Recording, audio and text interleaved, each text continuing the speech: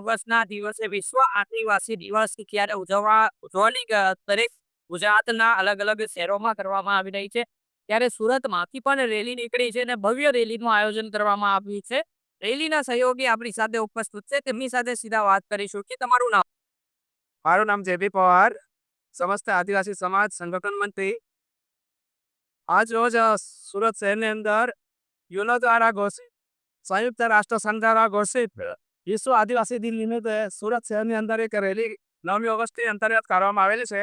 જેમાં અમારા સમાજના 5 સંગઠનના પ્રમુખ મંત્રીઓ, મહિલા એસોસિએશન તેમજ નવયુવાનો અને અગ્રણીઓ સાથે આજે રેલી પ્રાણ દરવાજા doctor Baba Saheb આંબેડકરના પ્રતિમાથી civil road થઈને પોલીસ કમિશનર કચેરી થઈ અથવા પાટીપટ ખાતે પધારી રહ્યા છે.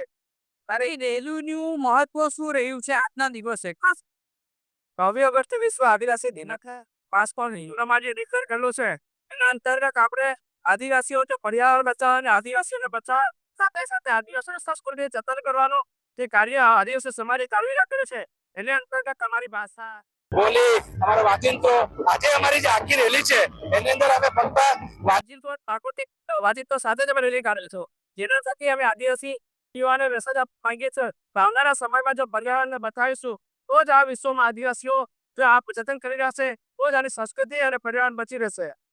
જી, હું તમને બીજા દ્રશ્યો બતાવવા માંગીશ કે આદિવાસી રેલી નીકળી છે ત્યારે આદિવાસી સમાજના લોકો દ્વારા તેઓના રીતિ રિવાજ ડાન્સ જે છે આવી રહી છે અને સાથે સાથે તેમના પહેરવેશની પણ વાત કરી છે. તેઓ દ્વારા એ લોકોના કલ્ચરના સાથે જે પહેરવેશ કરવામાં સમાજનો જે પહેરવેશ હોય છે તે અહીં જોવા મળે છે. લેડીઝો પણ તમે જોઈ શકો છો કે કઈ રીતે લેડીઝો દ્વારા જે આદિવાસી સમાજનો જે પહેરવેશ હોય છે એ પહેરવેશ કરવામાં આવી રહ્યો છે. જે આપણે વાત કરવાનો પ્રયત્ન કરીશું. જે તમારું નામ? ભારતી. જે આજે આદિવાસી દિવસ છે કઈ રીતે અમલ? ખૂબ ખુશ છીએ અમે. અમારો આદિવાસી દિવસ છે એમાં મને બહુ ખુશી થાય છે. હજી આપણે અન્ય એક બેન સાથે વાત કરવાનો પ્રયત્ન કરીશું. જે આજે આદિવાસી દિવસ છે કઈ રીતનો ઉમંગ? બહુ આનંદની વાત છે અમારા આદિવાસી દિવસ. જે પ્રમાણે એનો પણ અહીંયા ખુશ છે.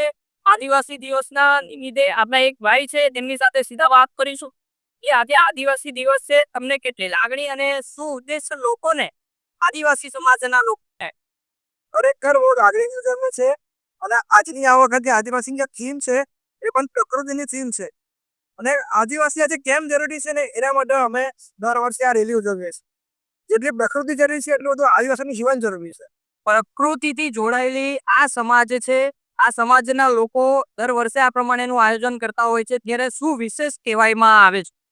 વિશેષ તો એ છે કે એકચ્યુઅલ 5 વર્ષથી સુરતમાં થાય છે અને વિશેષ એ છે કે આપણે જેટલે બી આદિવાસી કલ્ચર છે જે તમે લુપ્ત થતા ચાલ્યા, કેમ કે આદિવાસી શહેરમાં આવીને શહેરના રીતિ રિવાજો પ્રમાણે કલ્પાયું અને ધીમે ધીમે આ બધું લુપ્ત થઈ ગયેલું. તો એને આદિવાસીઓને સમજાવવાને તમારું કલ્ચર શું છે, તમારું પહેરવેશ શું છે, તમારા વાજિંત્રો શું છે, એના માટેનો મેન સાથે પ્રકૃતિ કેમ જરૂરી છે. આજે આપણે જો જોઈએ તો ગ્લોબલ વોર્મિંગ અને બધી સમસ્યાઓ વિશ્વ પર છે. વિશ્વના બધા મોટા મોટા જે અધિકારીઓ છે એનો કહેતા હોય છે કે આદિવાસીનું જીવન વિશ્વના માટે બધાથી સારું છે, પ્રકૃતિને સલ્લિક છે અને પ્રકૃતિ પ્રમાણે ચાલે છે. એનામાં હજી આ હતા આદિવાસી સમાજના લોકો. તેમની ખૂબ સારી રીતની જે વિચારધારણા છે તેઓએ વ્યક્ત કરી. આદિવાસી સમાજને પણ બચાવવું જોઈએ, સાથે પર્યાવરણને પણ જાળવવું જોઈએ તેવી લોકો દ્વારા આ રેલીથી સમગ્ર વિશ્વમાં એક લાગણી વ્યક્ત કરવામાં આવી છે. Dharmendra Rana, hotline news, Surat. આપણે સમસ્ત વીર આદિવાસી સમાજના જે લોકો છે પોતાની વેશભૂષામાં આવેલા છે આપણે એના વિશે જાણીએ. તમે વીર આદિવાસી છો, તમે તમારા સમાજ વિશે થોડું જણાવશો? તો અમારો ભીલ સમાજ છે તે ભીલ સમાજ જે હલ્દી ઘાટીના યુદ્ધમાં મહારાણા પ્રતાપને રાણા પૂંજાના નેતૃત્વમાં સાથ આપ્યો હતો. મહારાણા પ્રતાપને હલ્દી ઘાટીના યુદ્ધ અને ભીલ સમાજ એ તીર કમાન ચલાવવામાં પ્રખ્યાત હોય છે. અને ભીલ સમાજમાં મેઇન તો વધારે આપણે જોઈએ તો લડવૈયા વધારે થયા. જેમ કે આપણે જો સોમનાથ નું હોય ત્યારે વેગડાજી ભીલ થયા અને હલ્દી ઘાટીના રાણા પૂંજા થયા. ધન્યવાદ દર્શક મિત્રો. આવા જ પ્રકારના વિડીયો જોવા માટે આપ અમારી હોટલાઇન ન્યૂઝ ચેનલને લાઇક કરો, શેર કરો અને સબસ્ક્રાઇબ કરો.